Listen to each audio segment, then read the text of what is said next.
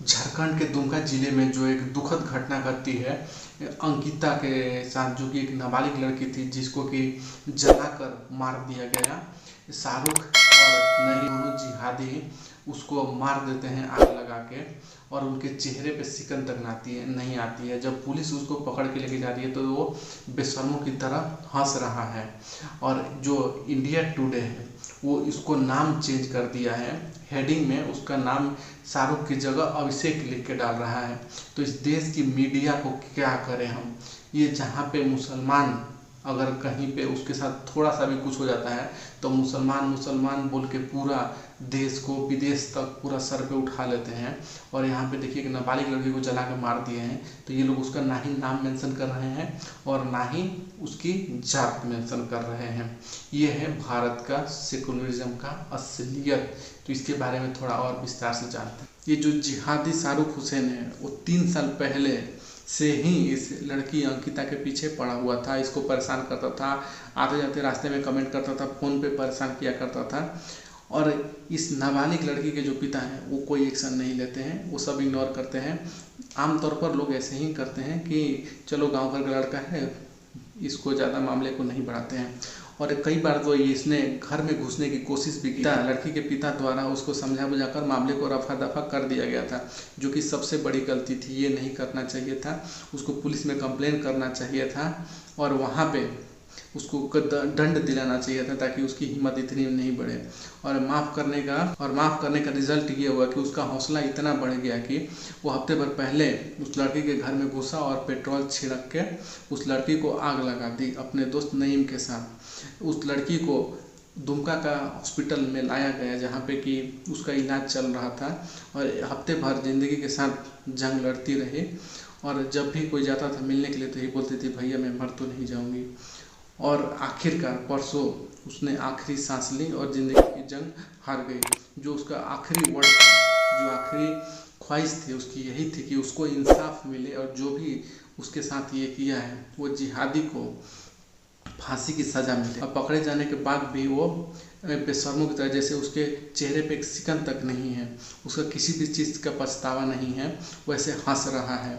क्योंकि उसको पता है कि जो ब्यूरोक्रेट्स में और जो सरकारी ओहदे पे पुलिस प्रशासन में उसके आका बैठे हुए, जो भी शांति दूत बैठे हुए, वो उनकी मदद अवश्य करेंगे और उसको कुछ नहीं होने देंगे, उसको छुड़ा लेंगे।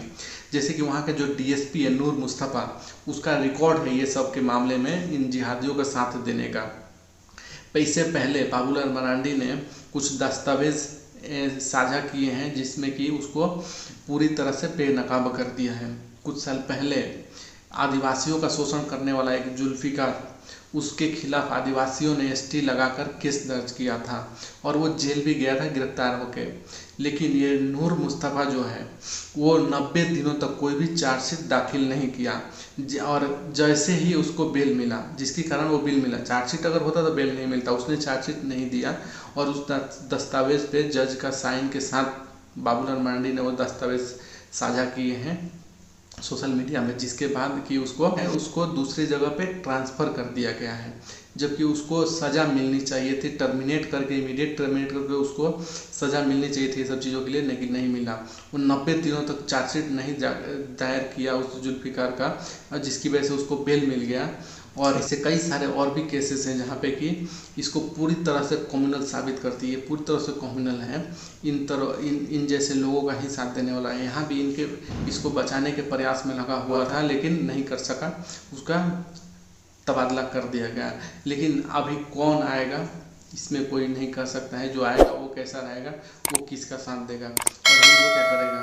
अभी कुछ सोशल मीडिया पे हैं, वहाँ पे बक बक करेंगे, वहाँ पे जस्टिस जस्टिस जस्टिस चिल्लाएंगे, 2-4 दिन इधर हल्ला होगा, बस बात ख़त्म। 2-4 दिन बाद कौन किसका क्या है कुछ नहीं होगा, सब भूल जाएंगे और कोई सज़ा नहीं मिलेगा। आप 10-20 साल का रिकॉर्ड देख लीजिए, इस तरह के जितने भी कांड होते हैं हर 1-2 दिन में कांड होते ही होते हैं, लेकिन किसी को सज़ा नहीं मिलती है, केस चलते रहता है और रफा दफा कर दिया जाता है। ऐसे ही यहाँ पे भी इसी टाइप का होने का आशंका है। तब देखते हैं कि क्या होता है इस केस में। लेकिन मेरे मन में कुछ सवाल चल रहे हैं और हो सकता है कि आप में से बहुत लोगों के मन में भी यही सवाल हो। अगर आप में से किसी के पास इसका जवाब हो तो कमेंट बॉक्स में ज़रूर दीजिएगा।